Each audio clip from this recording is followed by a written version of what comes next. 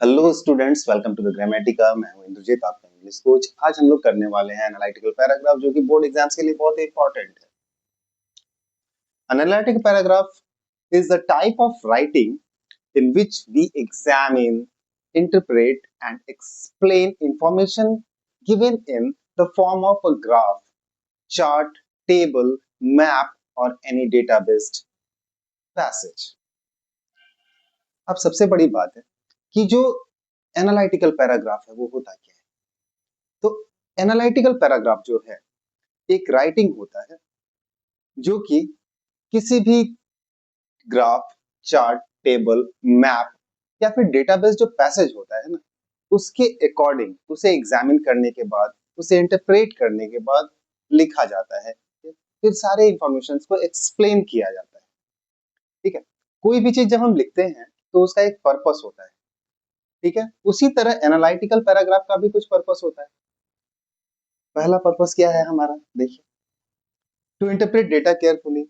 किसी भी डेटा को केयरफुली इंटरप्रेट करने के लिए हमें एनालिसिस की जरूरत होती है। जब तक हम किसी भी ग्राफ, चार्ट, टेबल, मैप या फिर कोई डेटाबेस जो पैसेज है उसे एनालाइज नहीं करेंगे तो उससे जो इंटरप्रेट करना है डेटा को ना, वो डेटा को हम केयरफुली इंटरप्रेट कर ही नहीं सकते। ठीक है, identify trends, similarities and differences.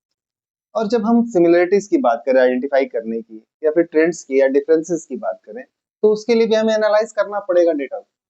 जब तक जो गिवन डेटा इंफॉर्मेशन हैं उन्हें हम लोग एनालाइज नहीं करेंगे तब तक हम किसी चीज की ट्रेंड्स को नहीं बता सकते, सिमिलरिटीज को नहीं कर सकते क्लियर, या फिर डिफरेंसेस क्या है उसे भी हम क्लियर नहीं कर पाएंगे। To present facts clearly and logically. अब जो बात है, एनालिटिकल पैराग्राफ जो है ना, उसका मेन पर्पस यही होता है कि जो भी डेटा जो है, जो भी आपको एक डेटा दिया गया है उसमें जो भी इंफॉर्मेशन आपको प्रेजेंट करना है, जो फैक्ट्स दिए गए हैं उसे क्लियरली और लॉजिकली हम लोग प्रेजेंट कर सकें।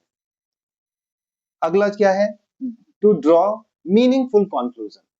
जब हम डेटा को एनालाइज करते हैं, गिवन इंफॉर्मेशन को एनालाइज करते हैं, और उसके बाद हमें क्या करना होता है, एक मीनिंगफुल कंक्लूजन पर हमें पहुंचना होता है। यानी कि हम लोगों को जो डेटा दिया गया है उससे एक मीनिंगफुल कंक्लूजन पर पहुंचना है। किन किन चीजों का ध्यान रखते हुए इंटरप्रेट करेंगे डेटा को, आइडेंटिफाई करेंगे, जो भी उसमें दिया गया हो उसके अकॉर्डिंग हम लोगों ने चलना है। ठीक है, डेटा को जो फैक्ट्स हैं उसे क्लियरली और लॉजिकली प्रेजेंट करें, और फाइनली हम लोग पहुंच जाएंगे एक मीनिंगफुल कंक्लूजन पर। अब हम बात करें फॉर्मेट ऑफ एनालिटिकल पैराग्राफ की। Analytical paragraph generally has three main parts. कौन कौन से पार्ट है? सबसे पहला है इंट्रोडक्शन, फिर है बॉडी पैराग्राफ, और फिर है कंक्लूजन। ये तीन पार्ट हैं जो कि बहुत ही इंपॉर्टेंट पार्ट हैं एनालिटिकल पैराग्राफ। सबसे पहले इंट्रोडक्शन की बात करें तो इंट्रोडक्शन में आपको उन चीजों को मेंशन करना है जो कि डेटा में प्रेजेंट किया गया है। ठीक है, mention what the data represent. Mention what the data represent. Second thing, state the source if given. अगर कोई सोर्स, डेटा सोर्स दिया गया है तो आपको उसे स्टेट करना है, उसे ही एक्सप्लेन करना है। State data source if given. अगर दिया गया है तो, अगर डेटा सोर्स नहीं दिया गया तो उससे एक्सप्लेन करने की जरूरत ही नहीं। Briefly explain the topic. Third part is briefly explain the topic. जो भी टॉपिक दिए गए हैं उसे हम लोग ब्रीफली एक्सप्लेन करेंगे। ये सारी चीजें हैं आपको इंट्रोडक्शन के पार्ट। अब बात आती है बॉडी ऑफ द पैराग्राफ। तो हाईलाइट करना है क्या? हाईलाइट मेन ट्रेंड्स, जो भी आपके डेटा में दिया गया है, जो भी डेटाबेस दिया गया है, या जो भी ग्राफ दिया हो, चार्ट दिया हो, टेबल दिया हो, या फिर डेटाबेस जो पैराग्राफ दिया हो गया हो, उसमें से किन किन चीजों को आपको अपने पैराग्राफ में शामिल करना है बॉडी में। तो हाईलाइट करेंगे हम लोग क्या, मेन ट्रेंड्स को। कंपेयर यदि करना है तो कंपेयर करेंगे फिगर्स को, यूज करेंगे कुछ लिंकिंग वर्ड्स का, जैसे compare to, in contrast, whereas, similarly, on the other hand, और इसी तरह से रिलेटेड लिंकिंग जो वर्ड्स हैं उसका यूज हम लोग करती है कंक्लूजन की। तो कंक्लूजन सबसे इंपॉर्टेंट पार्ट होता है हमारा।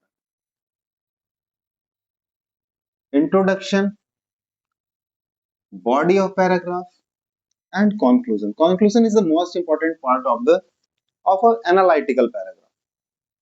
कंक्लूजन को हम लोग क्या क्या ऐड करें कंक्लूजन में? कंक्लूजन में जो ओवरऑल जो ट्रेंड है हमारा ना, उस सारे ट्रेंड को हमें समराइज कर देना होगा। क्या करना है? समराइज कर देंगे। Do not repeat exact figures. Exact जो फिगर्स हैं उसे हम लोग रिपीट नहीं करेंगे। Keep it brief. कंक्लूजन को ब्रीफ रखना है, उसे कॉन्साइज करके नहीं रखना, उसे ब्रीफ करेंगे हम लोग। ओवरऑल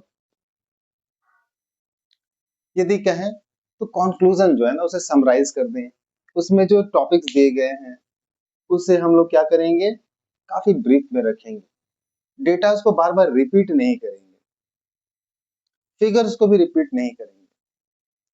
ऐसा करने से आपका जो पैराग्राफ है वो काफी हैवी हो जाएगा, वर्ड काउंट्स बढ़ जाएंगे, लेकिन कोई फायदा नहीं होगा।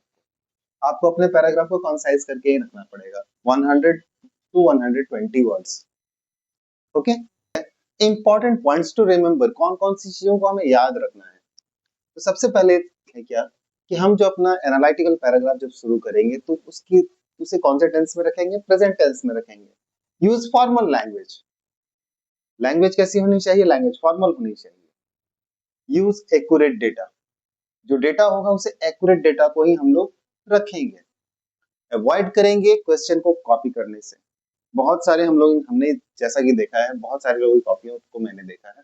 होता क्या है कि बच्चे अक्सर हाँ करते क्या है स्टूडेंट्स, कि क्वेश्चन को ही कॉपी कर देते हैं। क्वेश्चन को कॉपी करते हैं, उनका 20 से 25 वर्ड तो बच जाता है, लेकिन बाद में प्रॉब्लम होती है क्या, वहां पर आपका मार्क्स वहां पर डिडक्ट हो जाते हैं। इसलिए अवॉइड करेंगे कॉपी करना क्वेश्चन को। ठीक है, keep it within 100 to 120 words as a CBSE format. अगर आप सीबीएसई के स्टूडेंट हैं तो आपको इसे 100 टू 120 वर्ड्स के भीतर ही रखना है, यानी कॉन्साइज करके रखना है। ज्यादा लिखने से कोई फायदा ही नहीं होना। ऐसा थोड़ी है कि अगर 5-6 मार्क्स के जो क्वेश्चन है उसके लिए हम 200 वर्ड लिख दे तो हमें 8 मार्क्स मिलने हैं, ऐसा तो होना नहीं है। पॉइंट वाइज लिखे, कंसाइज करके लिखें। अगर आप अच्छे तरीके से पॉइंट वाइज लिखते हैं तो आपको नंबर फुल मिल जाएंगे। Use simple and clear sentence. Sentence की बात करें तो काफी सिंपल, जितना ही सिंपल लिखोगे आपके लिए बेटर होगा। और सेंटेंस को क्लियर होनी चाहिए, एक्सप्रेसिव सेंटेंसेस का यूज करें। ओके, और यहाँ पर आपका एनालिटिकल पैराग्राफ का सेशन खत्म होता है। कौन कौन सी चीजें हमें करनी थी, कौन कौन सी चीज बातों का ध्यान रखना है, ये सारी चीजें मैंने एक्सप्लेन कर दिया है। अब इससे आगे मैं आपको एक सैंपल दिखा देता हूं कि किस तरह से आप लोग अपने एनालिटिकल पैराग्राफ को लिखोगे एकदम कॉन्साइज फॉर्म में। ठीक है, एक सैंपल यहाँ पर मैंने ऐड कर दिया है, उसे देखें, उसे ऑब्जर्व करें। पर क्वेश्चन दिया गया है, right an analytical paragraph based on the given bar graph showing student preference for different subject in class 10। Okay, एक मॉडल पैराग्राफ है जिसे आप देख रहे हैं कि लगभग उसके वर्ड काउंट जो है 120 वर्ड्स हैं, एक्यूरेट हैं, और उसे देखिए कितने कॉन्साइज करके लिखा गया है। इसमें ज्यादा क्वेश्चंस को ऐड भी नहीं किया गया, क्वेश्चन को कॉपी नहीं किया गया है, और इसी तरह से आप लोगों को भी लिखना है। Okay, thank you for watching. Support me, please like, subscribe and share my channel.